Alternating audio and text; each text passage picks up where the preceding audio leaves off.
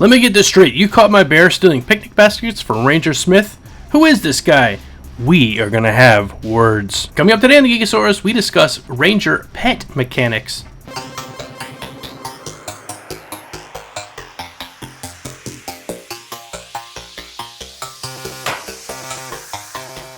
Hello and welcome everybody, this is the Geekasaurus, and today we're going to discuss Ranger pet mechanics. This was a request by one of our viewers.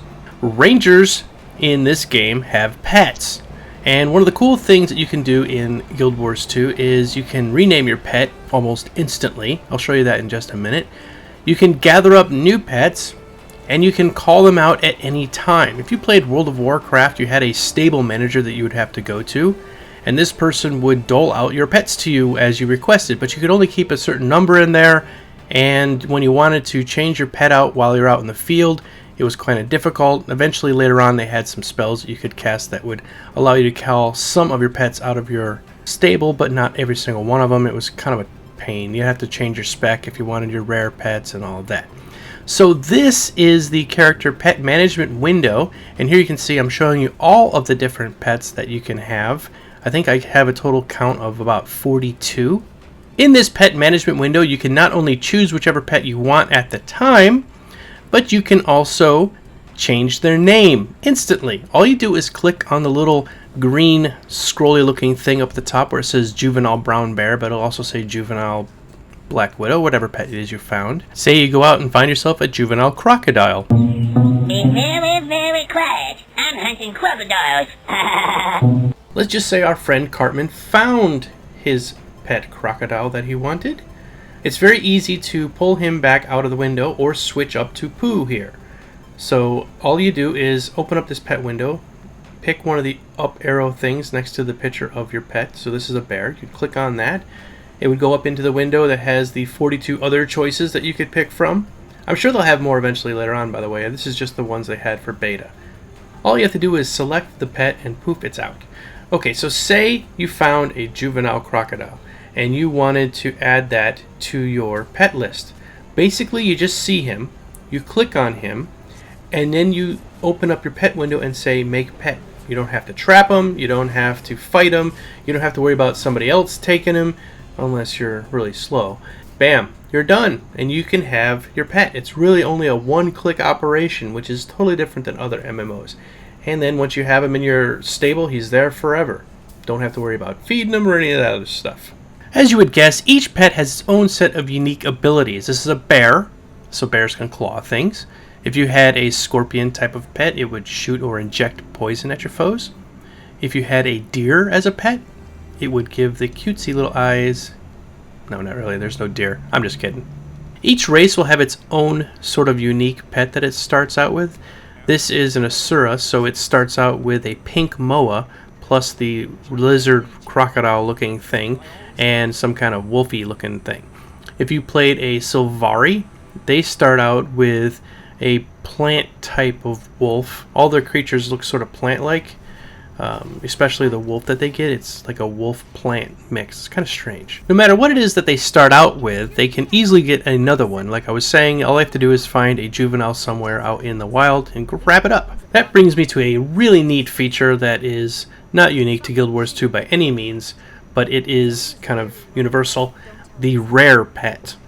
There's nothing like walking into a town with some pet that is just really, really hard to get and sort of showing it off to everybody. This was true with Guild Wars 1, World of Warcraft, whatever. You can go out and find some rare pets, and there will be some that are very, very rare. Matter of fact, there are, I think, 5 that you cannot get any other way than getting the Hall of Monuments. I know people have said, oh sure, I'll be able to find a Black Widow. It'll just have a different skin than the one that's on the Hall of Monuments. I don't think so. From what I've heard, they are going to be very unique, and they're not going to let it just be something that people can find a different colored skin for. Here's an example. This is a pink moa, and in the Hall of Monuments you get a black moa. Well, the black moa from the Hall of Monuments will not only be just a different color, being black, it'll have a spiked collar around its neck and spiked collars on its feet, which make it stand out significantly from the pink one. I don't know what the plans are from ArenaNet as far as spawn timers go for these rare pets or locations or any of that. In Guild Wars 1, if you had somebody that already had fought a certain mission, you could easily get the black moa pet as long as you were able to get to the spot that they were at. It's kind of weird. But anyway, the black moas were just running around in that area, and it was easy to grab one. I am kind of guessing that they will use conditions and events to unlock pets more than spawn timers. I mean, they might have a spawn timer thing or two, but I think it's going to be more based on what missions you have finished and all of that, which is kind of synonymous with what they did in Guild Wars 1. However you look at it, it's going to be difficult to get these rare pets, so don't think you're going to walk out the very first day and find every single pet. Matter of fact, I played for quite a while and I only found 2 juveniles anywhere that I was playing.